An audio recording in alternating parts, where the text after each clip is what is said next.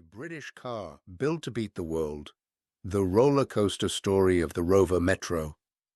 And the year is 1975. Disco dominates the radio. Flared trousers are in fashion.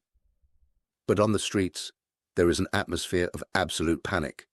British Leyland is staring down a nightmare.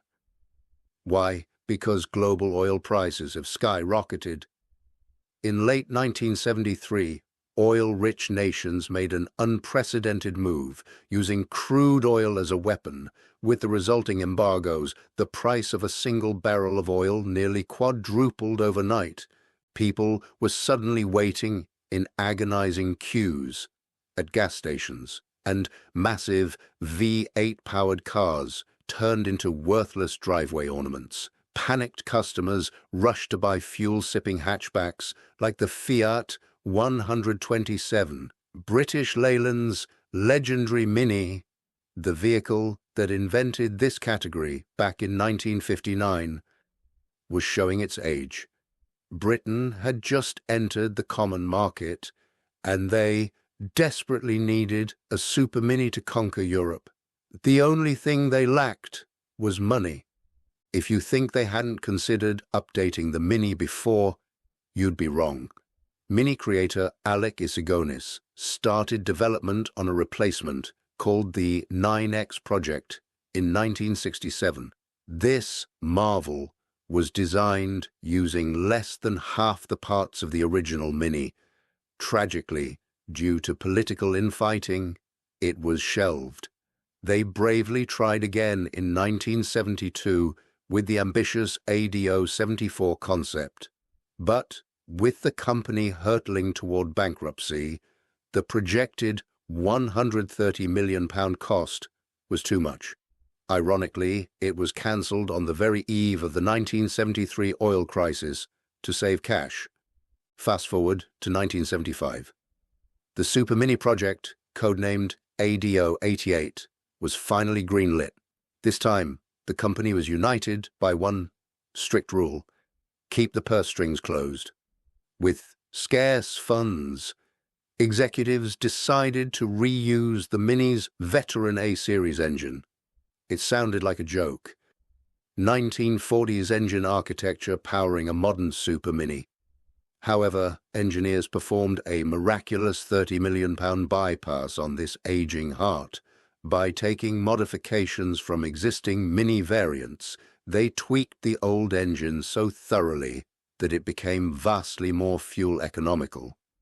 The coolest part of the new car was its suspension.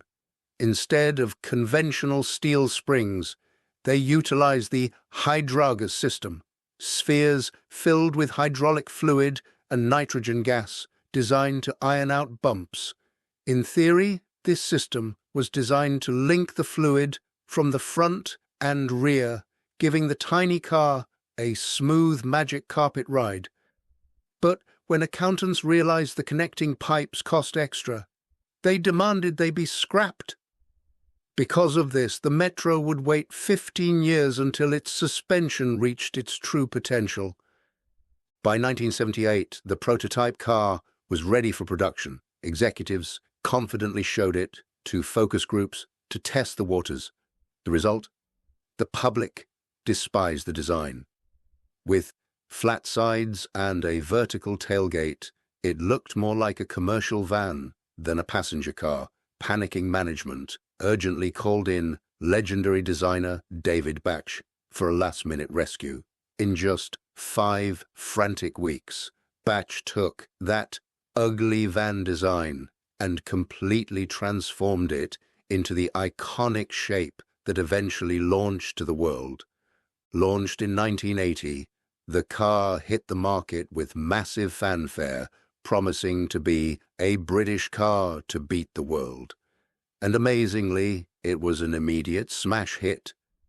The little car's biggest PR victory came when the future princess, Lady Diana, was photographed driving her personal red Metro. You couldn't buy that kind of advertising. By 1983, production hit an astonishing peak of 130,000 vehicles annually. By the mid-1980s, the beloved Metro felt incredibly dated. The steep angle of the steering column made drivers feel like they were driving a city bus, while rivals featured modern 5-speed gearboxes. The Metro couldn't physically accommodate a fifth gear. Austin Rover designed a fantastic aluminum replacement, but Margaret Thatcher's government refused to hand over the £500 million budget. Out of financial necessity, the brilliant R6 program was born, an update keeping the exact same body.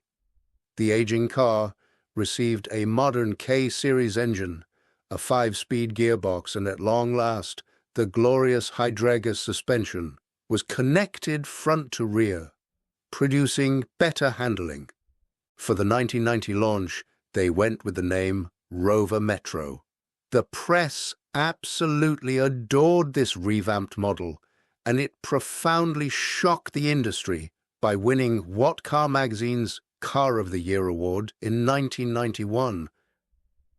Sales remained strong well into the 90s, but sadly, all good things must end. By 1997, safety standards had evolved. The Metro was subjected to the brand new Euro NCAP crash tests. The result was a catastrophic 1-star safety rating. The terrifying footage made headlines, dubbing the car a death trap. Sales dried up and production ended following a 17-year run. The greatest irony, the 1959 Mini ended up outlasting it by 3 full years. A British car built to beat the world. The roller coaster story of the Rover Metro. The year is 1975. Disco dominates the radio, flared trousers are in fashion, but on the streets there is an atmosphere of absolute panic. British Leyland is staring down a nightmare. Why? Because global oil prices have skyrocketed. In late 1973, oil-rich nations made an unprecedented move, using crude oil as a weapon. With the resulting embargoes, the price of a single barrel of oil nearly quadrupled overnight. People were suddenly waiting in agonizing queues at gas stations, and massive V8-powered cars turned into worthless driveway ornaments. Panicked customers rushed to buy fuel-sipping hatchbacks like the Fiat 127. British Leyland's legendary Mini, the vehicle that invented this category back in 1959, was showing its age. Britain had just entered the common market, and they desperately needed a super Mini to conquer Europe. The only thing they lacked was money. If you think they hadn't considered updating the Mini before, you'd be wrong. Mini creator Alec Isagonis started development on a replacement called the 9X project in 1967. This marvel was designed using less than half the parts of the original Mini. Tragically, due to political infighting, it was shelved. They bravely tried again in 1972 with the ambitious ADO 74 concept, but with the company hurtling toward bankruptcy, the projected £130 million cost was too much. Ironically, it was cancelled on the very eve of the 1973 oil crisis to save cash. Fast forward to 1975. The Super Mini project, codenamed ADO 88, was finally greenlit. This time, the company was united by one strict rule: keep the purse strings closed. With scarce funds, executives decided to reuse the Mini's veteran A-series engine. It sounded like a joke. 1940s engine architecture powering a modern Super Mini. However, engineers performed a miraculous £30 million bypass on this aging heart by taking modifications from existing Mini variants. They tweaked the old engine so thoroughly that it became vastly more fuel economical. The coolest part of the new car was its suspension. Instead of conventional steel springs, they utilized the Hydragus system, spheres filled with hydraulic fluid and nitrogen gas designed to iron out bumps. In theory, this system was designed to link the fluid from the front and rear, giving the tiny car a smooth magic carpet ride. But when accountants realized the connecting pipes cost extra, they demanded they be scrapped. Because of this, the Metro would wait 15 years until its suspension reached its true potential. By 1978, the prototype car was ready for production. Executives confidently showed it to focus groups to test the waters. The result? The public despised the design. With flat sides and a vertical tailgate, it looked more like a commercial van than a passenger car. Panicking management urgently called in legendary designer David Bach for a last-minute rescue. In just 5 frantic weeks, Bach took that ugly van design and completely transformed it into the iconic shape that eventually launched to the world.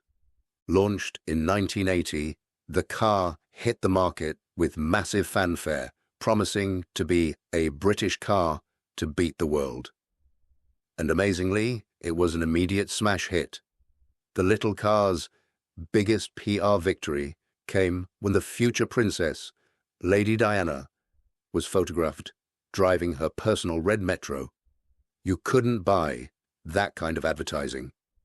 By 1983, production hit an astonishing peak of 130,000 vehicles annually. By the mid-1980s, the beloved Metro felt incredibly dated.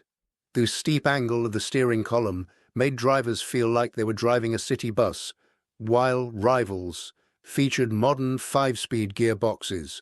The Metro couldn't physically accommodate a 5th gear. Austin Rover designed a fantastic aluminum replacement, but Margaret Thatcher's government refused to hand over the £500 million budget. Out of financial necessity, the brilliant R6 program was born, an update keeping the exact same body. The aging car received a modern K-series engine, a 5-speed gearbox, and at long last, the glorious Hydraga suspension was connected front to rear, producing better handling. For the 1990 launch, they went with the name Rover Metro. The press absolutely adored this revamped model, and it profoundly shocked the industry by winning What Car magazine's Car of the Year award. In 1991, sales remained strong well into the 90s, but sadly, all good things must end. By 1997, safety standards had evolved. The Metro was subjected to the brand new Euro NCAP crash tests. The result was a catastrophic 1-star safety rating. The terrifying footage made headlines, dubbing the car a death trap. Sales dried up, and production ended following a 17-year run. The greatest irony, the 1959 Mini ended up outlasting it by 3 full years. Still, with nearly 1.5 million sold, the Metro remains a true motoring legend. Did you ever have a Metro? Let me know all your thoughts and stories in the comments section below. And if you truly like this video and want to hear about other great classic cars, be sure to hit that subscribe button. Thanks for watching.